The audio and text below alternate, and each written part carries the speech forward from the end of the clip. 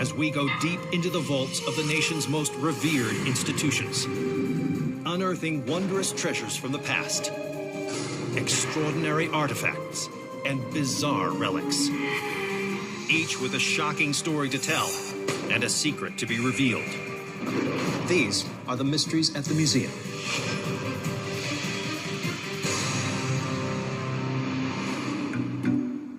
Monroe, Connecticut. This idyllic New England town is home to a bizarre collection of artifacts that are not for the faint of heart. This is the Warrens Occult Museum. I would describe this museum as probably the most haunted location, I'd say, on Earth, because the objects that are here are unholy, they're unblessed.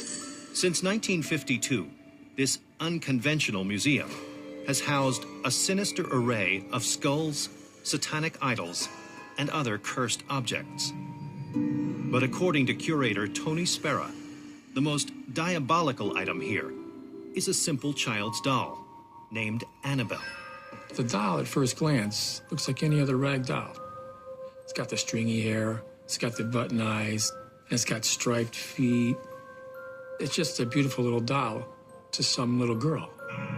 But this doll is not the kind of doll you want to give to your daughter. The curators at the Warrens Occult Museum believe that Annabelle has the power to kill. We believe it's responsible for the death of a young man that came here to the museum. So what is the real story behind this devilish doll named Annabelle? Connecticut, 1970. A nursing student named Donna is celebrating her 28th birthday with her roommate, Angie. To mark the occasion, Donna's mother has sent her a rag doll. But what none of them know is that this is no ordinary doll. Donna keeps the toy on her bed as a reminder of her mother's love.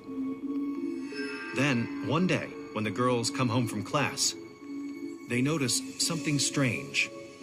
The doll has moved. And they'd come home and the doll's legs would be crossed, or the arms would be crossed. And they start to get a little suspicious, like, what's going on with this doll? And it seems that the doll's powers don't stop there. They'd find notes written on parchment paper and pencil, saying things like, help me, help us. Little notes that didn't make any sense. At first, the girls seek a rational explanation for the mysterious notes. The girls thought maybe someone's getting into the apartment. What they did is they'd mark things to see if when you walk in the door, you're going to move the rug a little bit. The nurses said, we'll know someone was in here. Well, nothing was moved, except the doll. That freaked them out. Fearing that there may be a malignant force at work in their apartment, the girls call in a medium and hold a seance. The psychic said, you have a spirit of a little girl named Annabelle. She was killed in this apartment. Then the medium reveals that the spirit of the dead girl has possessed the doll. She's in that doll. She's the one that's trying to communicate. Now they're concerned for Annabelle. And now they really started to treat Annabelle as a human. But not everyone is convinced. Donna's friend Lou refuses to believe the doll is possessed, a mistake he would come to regret. One afternoon, while Lou is taking a nap, he has a terrifying nightmare. Annabelle is crawling up his leg, coming at him. He said, and then she gets to the top near my neck and she starts to squeeze my neck, like she's trying to strangle me. Lou wakes up, gasping for breath.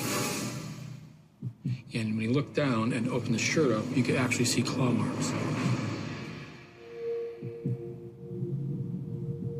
Now they knew.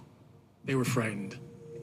Desperate to be rid of the evil effigy, Donna and Angie contact Ed and Lorraine Warren, founders of the Warrens Occult Museum. And the Warrens have some alarming news. They believe that the spirit lurking within the doll isn't a dead girl, but a demon. I didn't want him to take the doll, and I didn't want to go near it. I didn't want nothing to do with it. But Ed Warren is willing to face down the doll. He agrees to collect Annabelle and bring her back to the museum. The car ride home was terrible. You knew that you were carrying something that was bad, evil. He'd be taking corners, all of a sudden the car would be jerking, and then it'd start to stall out on him. Very uncharacteristic of the car. Finally, he stopped the car. He took a vial of holy water and he sprinkled it on Annabelle in the back seat, and he made the sign of the cross. Ed's actions may have saved their lives. He seemed to calm Annabelle down enough to make it home safely. And for a time, it seems as if the spirit that appeared to inhabit Annabelle has been cast out, until several years later, when one skeptical visitor challenges Annabelle to demonstrate her powers. This young man, he runs up to the case. He says, "This is a bunch of bunk, but I don't believe any of this stuff. If this thing could put slashes on somebody, do something to me right now." Ed was like flabbergasted. He said, "Hey, son, sorry, you have to leave." 3 hours later, this young man was dead. He died instantly when he hit a tree head-on with his motorcycle. Did Annabelle put a curse on the man and cause his death? Of course, there's no way to prove it. The lesson you learn from this story is you do not challenge evil. You do not challenge the demonic. And whether you believe it or not, this chilling tale is enough to persuade visitors to the Warrens' Occult Museum to choose their words carefully when in the presence of Annabelle the doll.